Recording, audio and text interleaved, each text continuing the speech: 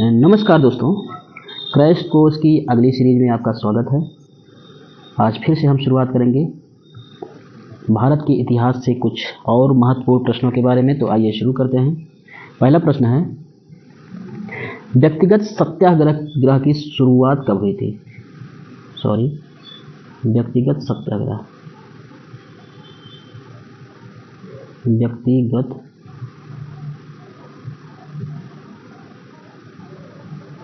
बताना है कि व्यक्तिगत सत्याग्रह की शुरुआत कब हुई थी। व्यक्तिगत सत्याग्रह की शुरुआत 17 अक्टूबर 1940 से हुई थी। 17 अक्टूबर 1940 को व्यक्तिगत सत्याग्रह की शुरुआत महात्मा गांधी जी ने की। तो जिसमें से प्रथम सत्याग्रही जो फर्स्ट सत्याग्रही थे वो थे आचार्य विनोबा भावे। आचार्य विनोबा भावे जो थे वो फर्स्ट सत्याग्रही थे, और दूसरे सत्याग्रही थे, सेकंड जो थे वो जवाहरलाल नेहरू थे। ठीक है। तो व्यक्तिगत सत्याग्रह की शुरुआत 17 अक्टूबर 1940 को हुई। पहले सत्याग्रही थे आचार्य विनोबा भावे और दूसरे सत्याग्रही थे पंडित जवाहरलाल नेहरू। अगला प्रश्न है, कुछ प्रथाएं हैं जिनका अंत कब हुआ था। ठीक है, उनको मिलाप करना है। जैसे दास प्रथा का अंत कब हुआ था? दूसरा है तीर्थ यात्रा कर का अंत कब हुआ था? तीर्थ यात्रा कर का अंत, दास प्रथा का अंत, तीर्थ यात्रा कर का अंत। जजिया कर का अंत कब हुआ था? जजिया कर का अंत कब हुआ था? दीन ए इलाही की शुरुआत कब हुई थी? दीन ए इलाही एक धर्म है जिसको अकबर ने चलाया था। इसकी शुरुआत कब हुई थी? तो यही हमको इसका ईस्वी बताना है चारों का। ठीक है। तो पहला है दास प्रथा का अंत। दास प्रथा का अंत हुआ था कब? 1562 में। ठीक है, दास प्रथा का अंत 1562 में हुआ। तीर्थ यात्रा कर का अंत 1563 में हुआ। जजिया कर का अंत 1564 में हुआ। और दीन ए इलाही धर्म की शुरुआत जिसको अकबर ने शुरू किया था, इसकी शुरुआत हुई थी 1582 में। ये चारों अत्यंत महत्वपूर्ण है। इसमें से कोई ना कोई एक एग्जाम में पूछा जरूर जाएगा, तो इसको जरूर पढ़ के जाइएगा। अगला प्रश्न है, सर टॉमस रो नाम है, एक अंग्रेज हैं, सर टॉमस रो। पूछा गया है कि सर टॉमस रो किस मुगल शासक के काल में ब्रिटेन के राजदूत के रूप में भारत आए थे? ये कौन सा ऐसा मुगल शासक था जिसके काल में ब्रिटेन का राजदूत बनकर भारत आए थे? तो उस समय शासक था कौन? जहांगीर। उस समय जहांगीर का शासन था। ठीक है। और जो सर टॉमस रो थे तो वो इंग्लैंड के शासक जेम्स प्रथम के राजदूत बन के आए थे। ठीक है। और वो कब आए थे? 1616 ईस्वी में आए थे। 1616 ईस्वी में आए थे। अगला प्रश्न है, कौन सा वायसराय बंग भंग से संबंधित था? बंग भंग एक आंदोलन था। कौन सा वायसराय जो था वो बंग भंग आंदोलन से संबंधित था? तो उस वायसराय का नाम है लॉर्ड कर्जन। जो थे वो बंग भंग से संबंधित थे। ये बंग भंग क्या था? वायसराय जो लॉर्ड कर्जन थे, इन्होंने सांप्रदायिकता के बीज बोने के लिए बंग भंग आंदोलन जो है का प्रस्ताव रखा 1905 में, और बंगाल का विभाजन कर दिया। यानी कि बंगाल का विभाजन कर दिया था इन्होंने 1905 में। ठीक है, सांप्रदायिकता को बढ़ावा देने के लिए। और इस दिन बंगाल में क्या हुआ था? जैसे ही इन्होंने 19 जुलाई 1905 को बंग भंग यानी बंगाल का विभाजन किया, वैसे ही उसी दिन बंगाल में शोक दिवस मनाया गया। कौन सा दिवस? शोक दिवस मनाया गया। और और राखी बंधन दिवस के रूप में भी इस दिन को मनाया गया था। कौन सा दिन था वो? 19 जुलाई को शोक दिवस और राखी बंधन दिवस के रूप में भी मनाया गया था उस समय। हालांकि ब्रिटिश सरकार ने बंगाल विभाजन को कुछ समय के बाद रद्द कर दिया गया, ठीक है, और ऐसा शायद 1911 में इस बंगाल विभाजन को रद्द भी कर दिया गया था। 1905 में बंगाल विभाजन किया गया तथा 1911 में इसको रद्द कर दिया गया। अगला प्रश्न है, 1857 के विद्रोह के समय, जब 1857 का विद्रोह हुआ था उस समय इंग्लैंड का प्रधानमंत्री कौन था? ब्रिटिश प्रधानमंत्री उस समय कौन था? ब्रिटिश प्रधानमंत्री कौन था जब 1857 का विद्रोह हुआ था तब? तो उस समय ब्रिटिश प्रधानमंत्री थे, उनका नाम था पामर्स्टन।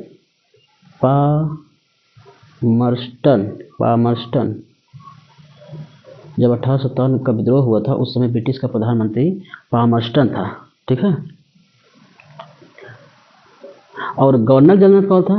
पूछा जाए कि ब्रिटिश प्रधानमंत्री तो पामर्स्टन था, लेकिन उस समय गवर्नर जनरल कौन था? तो उस समय गवर्नर जनरल थे लॉर्ड कैनिंग उस समय गवर्नर जनरल थे। लॉर्ड कैनिंग जो थे वो उस समय गवर्नर जनरल थे। अगला प्रश्न है, सहायक संधि प्रणाली की शुरुआत करने वाला गवर्नर जनरल कौन था? सहायक संधि प्रणाली एक लागू की गई थी। सहायक संधि प्रणाली की शुरुआत करने वाला गवर्नर जनरल था लॉर्ड वेलेस्ली। लॉर्ड वेलेस्ली ने सहायक संधि प्रणाली लागू की थी। लॉर्ड वेलेस्ली, और कब लागू की थी? लॉर्ड वेलेस्ली ने सहायक संधि प्रणाली लागू की थी, ठीक है। इसमें इनका क्या था? लॉर्ड वेलेस्ली ने क्या कहा इस सहायक संधि प्रणाली के अंतर्गत कि देशी राज्य को स्वयं के खर्चे पर एक ब्रिटिश सेना एवं दरबार में ब्रिटिश रेजिमेंट रखना था और उस राज्य की विदेश नीति ब्रिटिश सरकार के अधीन हो जाएगी इस प्रणाली के अंतर्गत, और बदले में ब्रिटिश सरकार उस राज्य की सुरक्षा की गारंटी देगा, ठीक है। ये सहायक संधि प्रणाली के अंतर्गत लॉर्ड वेलेस्ली ने योजना बनाई, ठीक है। अगला प्रश्न है, स्वतंत्रता आंदोलन के इतिहास में भारतीय राष्ट्रीय कांग्रेस का जो 1929 वाला अधिवेशन था क्यों महत्वपूर्ण है? तो इसके महत्वपूर्ण का सबसे मेन कारण ये है, इस 1919 में ये हुआ था कि कांग्रेस ने पूर्ण स्वराज की मांग की थी। कांग्रेस ने पूर्ण स्वराज की मांग की थी। कब की थी? 1929 के अधिवेशन में, ठीक है। और इस अधिवेशन की अध्यक्षता जो थे वो पंडित जवाहरलाल नेहरू ने किया था। इस अधिवेशन की अध्यक्षता पंडित जवाहरलाल नेहरू ने किया था। पंडित जवाहरलाल नेहरू ने इस अधिवेशन की अध्यक्षता की थी। इसके अलावा क्या हुआ था इस अधिवेशन के अंतर्गत? और इस अधिवेशन में एक ये भी घोषणा की गई कि 26 जनवरी 1930 को पूर्ण स्वराज दिवस मनाने की घोषणा भी की गई। 26 जनवरी 1930 को पूर्ण स्वराज दिवस मनाने की घोषणा भी की गई थी इसी अधिवेशन में, ठीक है, इसी अधिवेशन में। अगला प्रश्न है, किस हड़प्पाकालीन स्थल से एक सूचना पट्ट अभिलेख का साक्ष्य मिला था? एक हड़प्पाकालीन स्थल है, उस पर से सूचना पट्ट का साक्ष्य मिला है। उस स्थल का नाम है धौलावीरा। कौन सा नाम है? धौलावीरा। सूचना पट्ट का जो साक्ष्य है वो धौलावीरा से मिला। अगला प्रश्न है, इल्तुतमिश के शासनकाल में कौन सा एक चांदी का सिक्का प्रयोग में था? एक चांदी का सिक्का प्रयोग में था इल्तुतमिश के शासनकाल में, उसको कहते थे टंका जो है वह इल्तुतमिश ने इसका प्रयोग किया था। इल्तुतमिश ने मुद्रा व्यवस्था में बहुत सुधार किया था। वह पहला तुर्क शासक था जिसने शुद्ध अरबी सिक्के चलाए।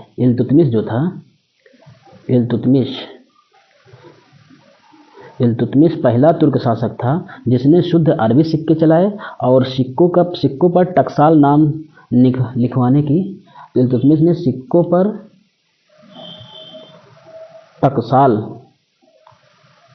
नाम लिखवाने की परंपरा यही शुरू कराया था। किसने? इल्तुतमिश ने। अगला प्रश्न है, किस सत्याग्रह को आयोजित करने के उपलक्ष्य में वल्लभ भाई पटेल को सरदार की पदवी से विभूषित किया गया था। ऐसा कौन सा सत्याग्रह था जिसके उपलक्ष्य में सरदार पटेल को सरदार की पदवी से सुशोभित किया गया था? सरदार पटेल को सरदार की पदवी किस सत्याग्रह के अंतर्गत मिली थी? तो उस सत्याग्रह का नाम था बारदोली सत्याग्रह।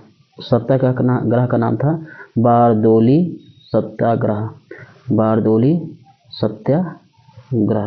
उस सत्याग्रह का नाम था बारदोली सत्याग्रह, जो कि 1928 में हुआ था। और ये कहाँ हुआ था? ये गुजरात के सूरत जिले में हुआ था। वहाँ लगान ना देने के विरोध में आंदोलन शुरू हो गया, जिसका नेतृत्व सरदार पटेल ने किया था। ठीक है। और बारदोली सत्याग्रह जब सफल हो गया तो वहाँ की महिलाओं ने सरदार पटेल को सरदार की उपाधि प्रदान की। ठीक है। अब अगला प्रश्न है, किस मुगल बादशाह के काल में हिंदू मनसबदारों की संख्या सर्वाधिक थी? हिंदू मनसबदारों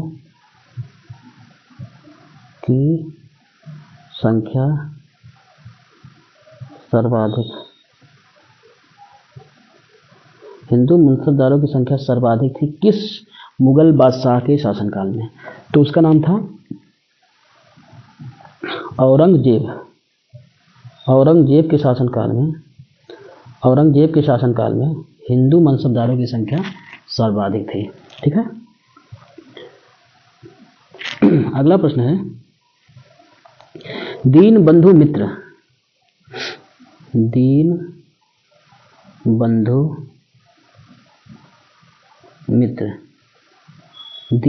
मित्र के नाटक नील दर्पण, दीनबंधु मित्र का जो नाटक है नील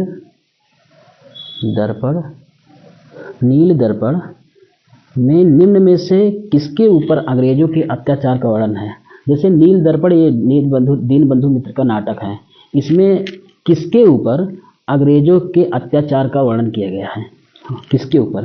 तो किया गया है इसमें नील की खेती करने वाले किसानों के ऊपर। किसके? नील की खेती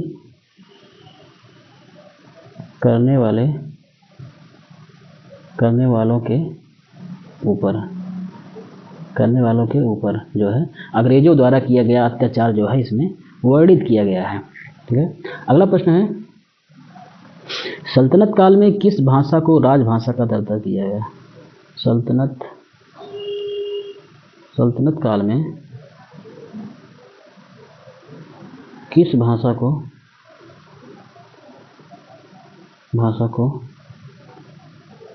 राजभाषा दर्जा दिया गया? किस भाषा को? तो उस भाषा का नाम है फारसी भाषा को सल्तनत काल में राजभाषा का दर्जा दिया गया है, क्योंकि विदेशी मुस्लिम आक्रांता की जो साहित्य भाषा थी वो फारसी ही थी। जैसे जैसे दिल्ली पर विदेशी शासकों का शासन स्थापित हुआ, वैसे वैसे फारसी भाषा का विकास होता गया। इसलिए सल्तनत काल में जो है फारसी भाषा को राजभाषा का दर्जा दिया गया। अगला प्रश्न है, शिवाजी ने प्रारंभिक संघर्ष किसके विरुद्ध किया था? शिवाजी का जो प्रारंभिक संघर्ष था वो बीजापुर के विरुद्ध हुआ था। बीजापुर के विरुद्ध जो था शिवाजी का प्रारंभिक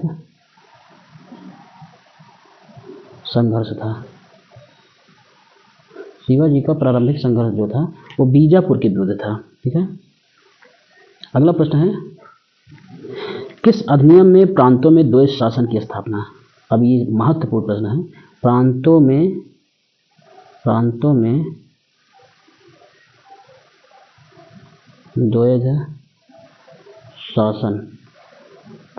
द्वैत शासन की स्थापना किस अधिनियम के अंतर्गत की गई थी? तो उस अधिनियम का नाम था भारत शासन अधिनियम 1919। भारत शासन अधिनियम 1919। भारत शासन अधिनियम 1919 के अंतर्गत प्रांतों में भारत शासन अधिनियम 1919 के अंतर्गत प्रांतों में द्वैत शासन की स्थापना हुई थी। इसे जेम्स फोर्ड सुधार भी कहा गया है। इसको जेम्स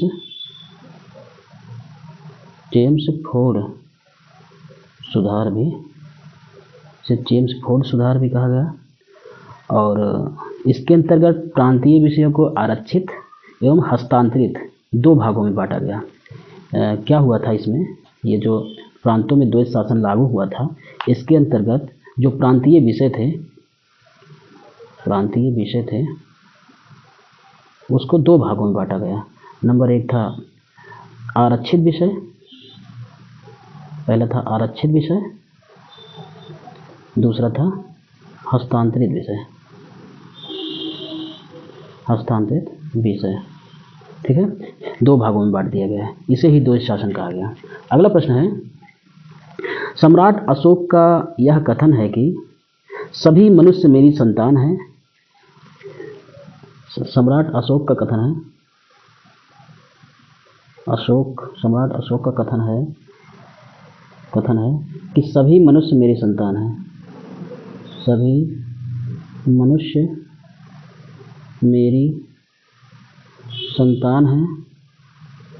सभी मनुष्य मेरी संतान है।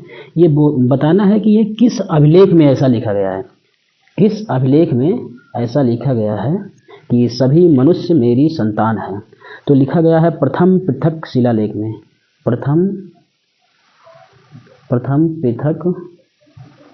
प्रथम पृथक शिलालेख में ऐसा लिखा गया है कि सभी मनुष्य मेरी संतान है, ऐसा लिखा गया है। ऐसा सम्राट अशोक का कथन है कि सभी मनुष्य मेरी संतान है। अगला प्रश्न है, चंपारण आने के लिए गांधी जी को किसने प्रेरित किया था? गांधी जी को किसने प्रेरित किया था कि चंपारण आइए? तो उनका नाम था राजकुमार शुक्ल ने प्रेरित किया था। क्या हुआ था कि 1916 में लखनऊ अधिवेशन हुआ और उसी में गांधी जी उपस्थित थे। वहाँ पर राजकुमार शुक्ल गए और वहीं पर उनको आमंत्रित करने के लिए न्योता दिया। ठीक है, और फिर 1917 में आकर 1917 में गांधी जी चंपारण आए और वहाँ पर चंपारण आंदोलन किया, चंपारण सत्याग्रह किया। ठीक है, ये गांधी जी का प्रथम सफल सत्याग्रह था। अगला प्रश्न है, सर्वप्रथम पित्रा-ड्यूरा शैली का प्रयोग किस इमारत में हुआ? एक पित्रा-ड्यूरा शैली है, पित्रा-ड्यूरा शैली। सर्वप्रथम पित्रा-ड्यूरा शैली का प्रयोग किस इमारत में किया गया है? तो इमारत का नाम है एतमादुद्दौला का मकबरा।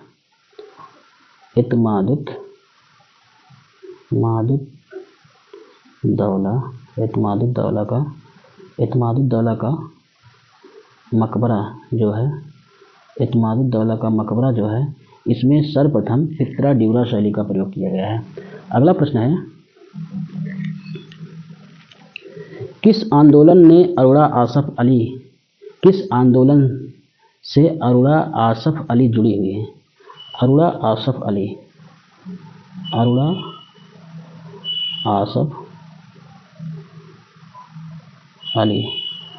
अरोड़ा आसफ अली जो है वो किस आंदोलन से जुड़ी हुई हैं? तो जुड़ी हुई हैं भारत छोड़ो आंदोलन से।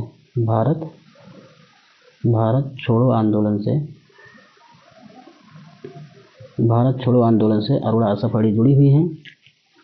अंग्रेजों के दमन के बाद जब अंग्रेजों ने बड़े बड़े नेताओं को गिरफ्तार कर लिया, तो अंग्रेजों के दमन के बाद भूमिगत आंदोलन का नेतृत्व जयप्रकाश, राम मनोहर लोहिया, अरोड़ा आसफ अली आदि ने ही किया था। ठीक है, इसलिए अरोड़ा आसफ अली भारत छोड़ो आंदोलन से जुड़ी हुई है। अगला प्रश्न है,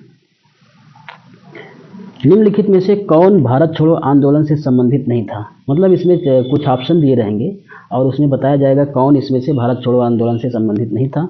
तो इसमें अरोड़ा आसफ अली तो भारत छोड़ो आंदोलन से संबंधित थी। महात्मा गांधी भी भारत छोड़ो आंदोलन से संबंधित थे। मोहम्मद अली जिन्ना जो थे वो भारत छोड़ो आंदोलन से संबंधित नहीं थे। इसमें ऑप्शन रहेगा मोहम्मद अली जिन्ना। ठीक है, अब अगला प्रश्न है, कि निम्नलिखित में से किस दल ने 3 जुलाई 1947 को भारत के विभाजन के विरुद्ध काले दिवस के रूप में मनाया था? क्योंकि विभाजन के बाद मुस्लिम बाहुल प्रांतों को चुनाव करना था कि वो भारत में शामिल होंगे या नवगठित पाकिस्तान में। मतलब कि ऐसा कौन सा दल था जिसने 3 जुलाई 1947 को काले दिवस के रूप में मनाया था? तो 3 जुलाई 1947 को काला दिवस के रूप में किसने मनाया था? काला दिवस के रूप में मनाया था किसने? हिंदू महासभा ने।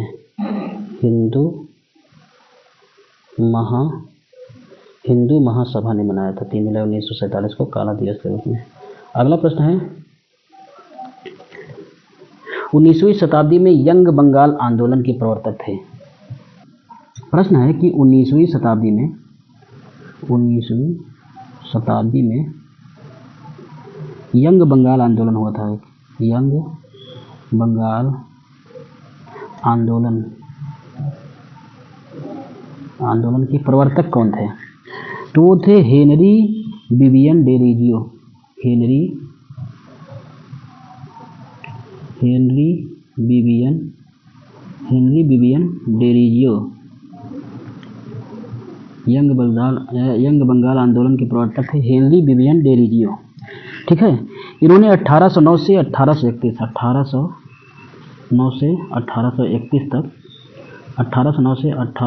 तक यंग बंगाल आंदोलन चलाया। इन्होंने बंगाल के नव युवकों को आधुनिक तर्क बुद्धिवाद, समानता और स्वतंत्रता जैसी बातों के बारे में जानकारी दी। ठीक है। अगला प्रश्न है, जलियांवाला बाग हत्याकांड की जांच के लिए बनाई गई समिति का नाम? जलियांवाला बाग हत्याकांड की जांच के लिए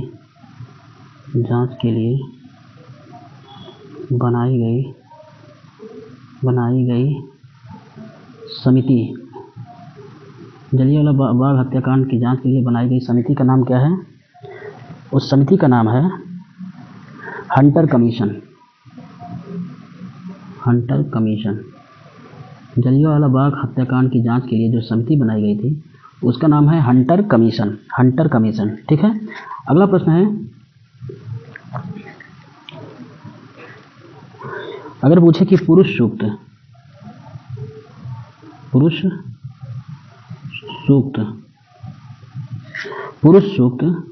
किस वेद से लिया गया है या किस धर्म ग्रंथ से लिया गया है? तो वो ऋग्वेद से लिया गया था। पुरुष सूक्त ऋग्वेद से लिया गया है। ठीक है। और पुरुष सूक्त जो है ऋग्वेद का भाग है। ऋग्वेद के पुरुष सूक्त में ही वर्ण व्यवस्था का उल्लेख है।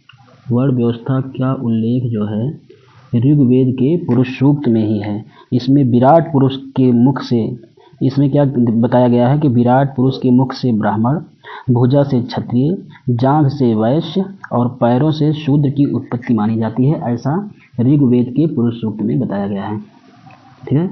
अगला प्रश्न है, पानीपत के तृतीय युद्ध में मराठों की ओर से लड़ते हुए मरने वाला मुसलमान। जो पानीपत का तृतीय युद्ध हुआ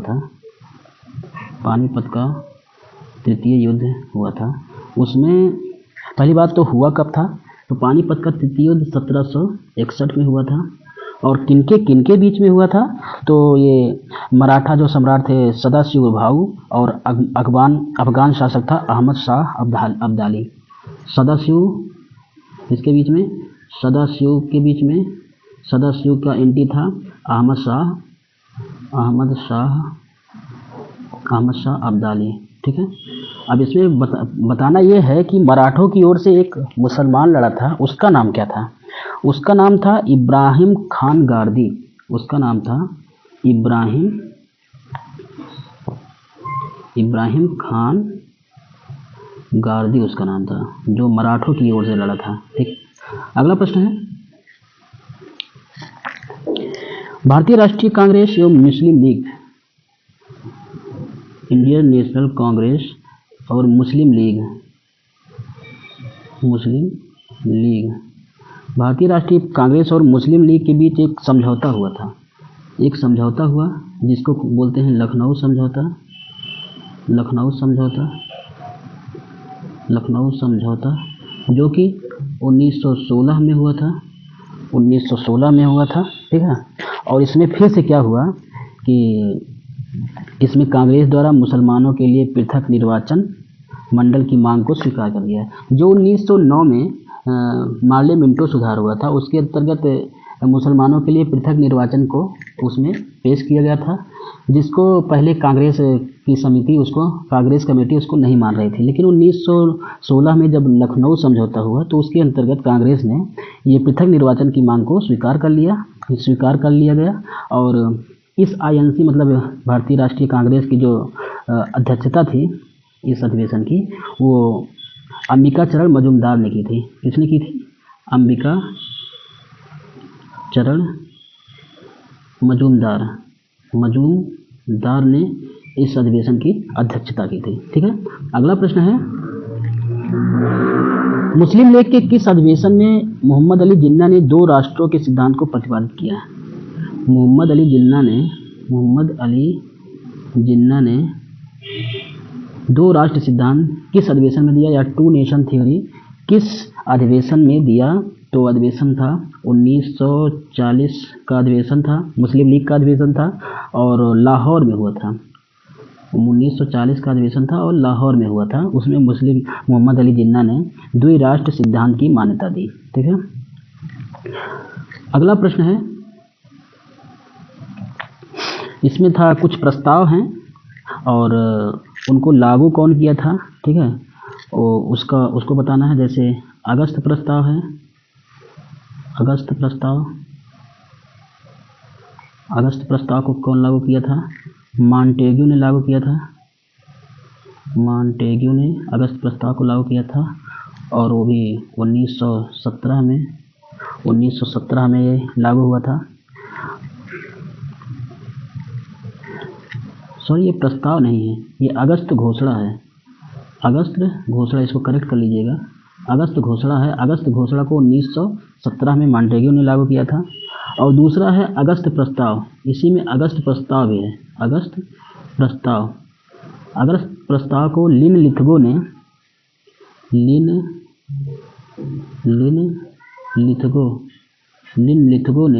अगस्त प्रस्ताव को लिन लिथगो ने 1940 में लागू किया था। 1940 में लागू किया था, ठीक है। अगला इसी में है अगस्त संकल्प। अगस्त, इसमें कंफ्यूज मत होइएगा, तीनों अगस्त है। अगस्त संकल्प किसने लागू किया था? अगस्त संकल्प महात्मा गांधी ने लागू किया था। महात्मा गांधी ने लागू किया था। और कब लागू किया था? 1942 में। 1942 में लागू किया था, क्योंकि इसी संकल्प के तहत भारत छोड़ो आंदोलन की शुरुआत हुई थी। अगला है प्रत्यक्ष कार्यवाही दिवस कब मनाया गया था? प्रत्यक्ष कार्यवाही दिवस किसने शुरुआत की थी? प्रत्यक्ष कार्यवाही दिवस किसने शुरुआत की थी? मोहम्मद अली जिन्ना ने इसकी शुरुआत की थी। और कब शुरुआत की थी? 1946 में इसकी शुरुआत की गई थी। अगला प्रश्न है 1947 में भारत के विभाजन का कारण क्या था? मुख्य कारण इसका बताना है। जब 1947 में भारत का विभाजन हुआ, उसका 2-3 कारण बताना है, ठीक है। भारत विभाजन का कारण बताना है, ठीक है। तो 2-3 कारण में नंबर 1 है, जैसे सांप्रदायिक शक्तियों की विजय। सांप्रदायिक शक्तियों की विजय हो गई थी। सांप्रदायिक शक्तियों की विजय हो गई थी, इसलिए भारत विभाजन हुआ। कांग्रेस की नीतियां विफल हो गई थी। कांग्रेस की नीतियों की विफलता, कांग्रेस की नीतियां विफल हो गई थी, इसलिए भी माना जाता है भारत विभाजन हुआ। और सबसे महत्वपूर्ण जो है, अंग्रेजों ने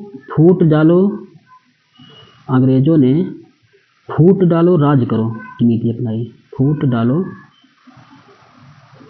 राज्य करो की नीति अपनाई। राज करो। ये सबसे महत्वपूर्ण कारण माना जाता है कि भारत विभाजन का सबसे महत्वपूर्ण कारण था कि अंग्रेजों ने फूट डालो राज करो की नीति अपनाई। ठीक है, अगला प्रश्न है, जिस वेद की रचना गद्य एवं पद्य दोनों में की गई है, वेद जिसकी रचना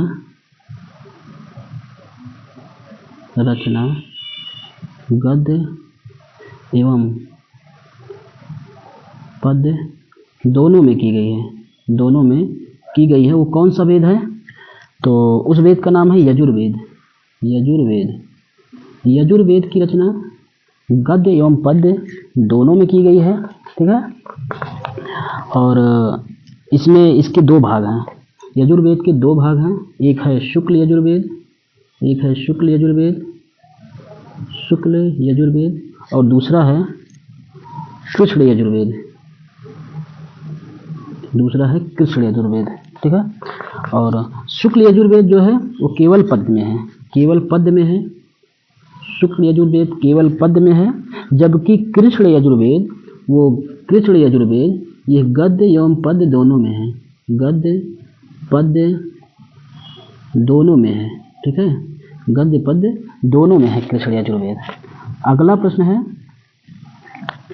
अशोक के किस स्तंभ लेख पर हाथी का अंकन किया गया है? अशोक के किस स्तंभ लेख पर हाथी का अंकन किया गया है? तो अशोक का कौन सा स्तंभ लेख है जिस पर हाथी का अंकन किया गया है? तो उस लेख का नाम है संकिसा स्तंभ लेख है, उस पर हाथी का अंकन किया गया है। तो ये संकिसा स्तंभ लेख है जिस पर हाथी का अंकन किया गया है। इस प्रकार से आज की सीरीज समाप्त होती है। अब मिलते हैं अगले कड़ी में, तब तक के लिए जय हिंद, जय भारत।